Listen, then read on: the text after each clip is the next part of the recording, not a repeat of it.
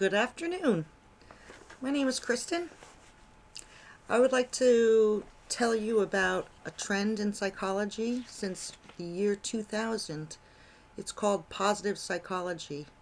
And this is what a lot of psychologists are using these days. It's the most contemporary psychology method ever. It's called positive psychology. It was first introduced in about the year 2000, 1999, 2000, by a man named Martin Seligman. He wrote a book called Positive Psychology and he's out of the University of Pennsylvania. He was wanting to identify the concept of wellness over illness. Previous to this psychology, they were using concepts that, just Freudian concepts, etc., that were identifying negative behaviors, illness, treating illness constantly, negative behavior, negative thought. But this idea is also grew out of humanist psychology, such as people you may know, Carl Rogers or Abraham Maslow, who see that there is a need for human beings to have social connections and deep, meaningful connections in order to have a meaningful life. Some of these practical methods of having a better life, a more pleasant life, is to have a frequent positive affect. That is one idea. So an affect is what you look like. Positive affect is smiling frequently. And not have an infrequent negative affect. So rarely do we want to be walking around going, Smiling makes you feel good. We want to flourish. We want to have well-being on a social level. We want to have a purpose in life.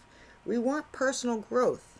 And one way also for personal growth is to see it as a learning experience, a learning opportunity, and not as a horrible obstacle that we have to climb. We need self-acceptance in order to have a positive outlook on life. And we need a certain level of environmental mastery over what we can and cannot do, and we need a certain level of autonomy so that we're not always comparing ourselves to others or dependent on somebody else's opinions of us.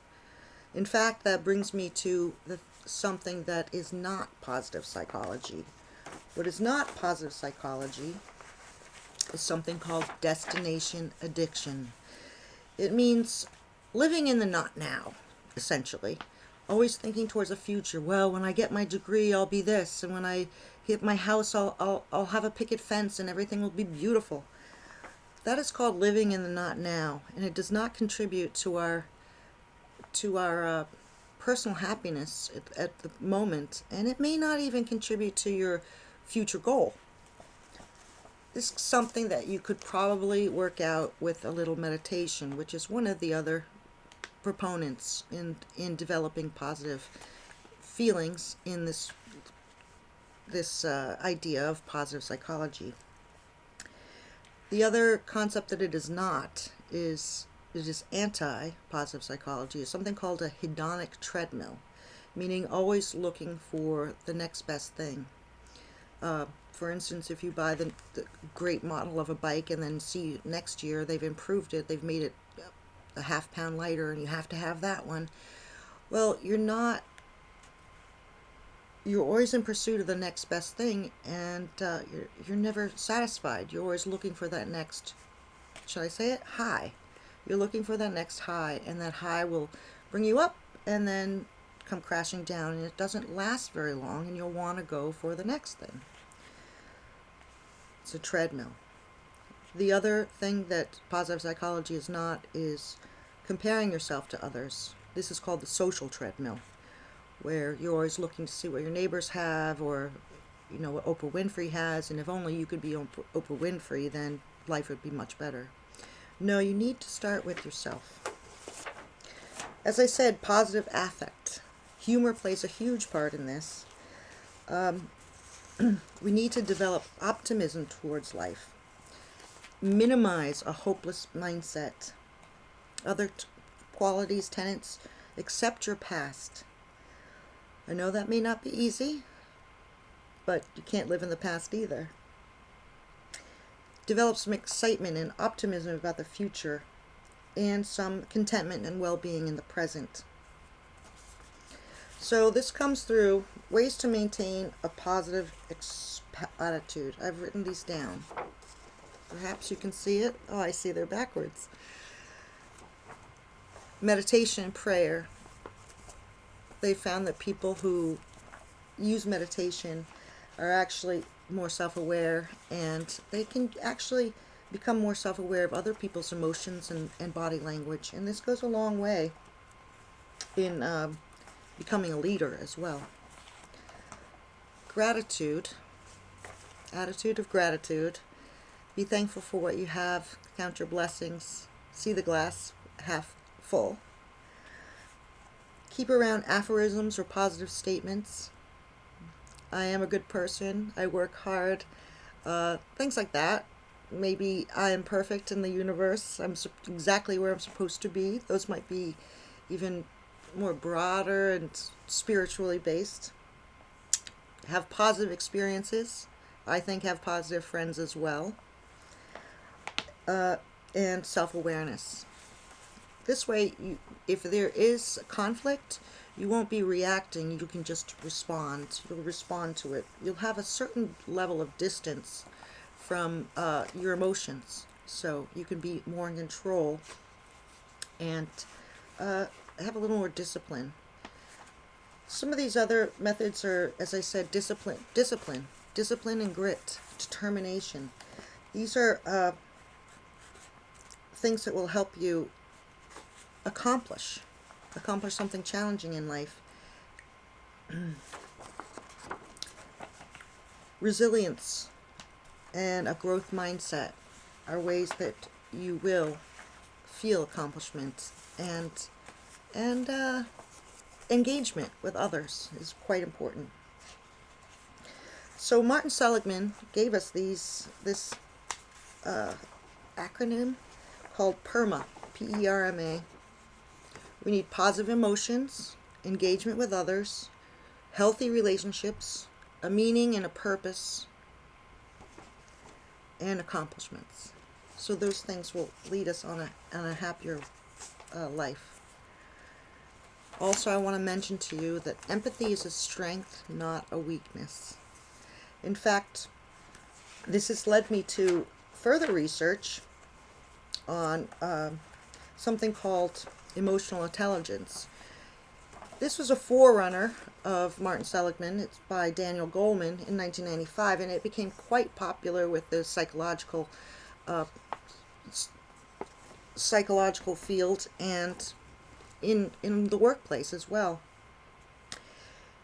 It is to utilize active listening skills, grit, determination, resilience, active communication, assertive communication, and these are some of the things that will lead us to become better leaders and have a happier life. The last thing that I wanted to mention was the benefits of meditation. As I said, gratitude is very important, and meditation is very important because it can help you detach from your ills and your problems. It increases your self-discipline. It gives you a broader perspective. It helps with your problem-solving skills, your immunity to stress, and your chance for flow. This was a large concept in Martin Seligman's book, Positive Psychology, Flow. It is the experience of feeling unencumbered when you're engaging in an activity, whether it's sports or reading, or that everything tunes out and you're just kind of one with what you're doing. It's almost like a Zen idea, but he used the word flow. And he says this increases our feelings of happiness and pleasure. We're not necessarily going after pleasure. What we're going for is something more meaningful than that, because pleasure is fleeting and is addictive.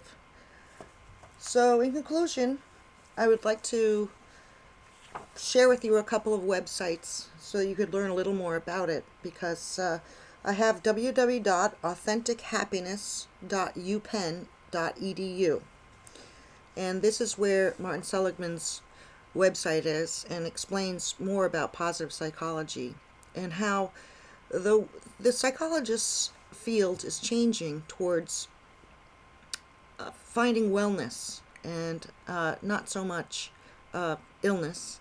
And I also want to give a caveat, though, at this point, that if you do have a mental illness, such as schizophrenia or a horrible trauma in your life, a psychologist and a psychotherapist or a psychiatrist can help with medications and helping you through traumas that perhaps positive thinking won't occur for you. And this has been a criticism of this psychology.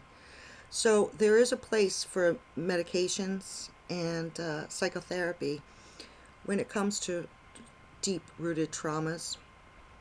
But we need, even someone who is dealing with deep-rooted traumas, smiling more, being engaged, being selfless, helping in the community, and meditation will certainly help with your happiness quotient. I have another website here called the eocinstitute.org. That's short for Exploration of Consciousness. It is a website dedicated to meditation and deep meditation. And these are related to positive psychology. So I hope that I open the door a little bit for your happiness quotient to go up. And remember, when happiness knocks at your door, I hope you're there to answer it. Thank you.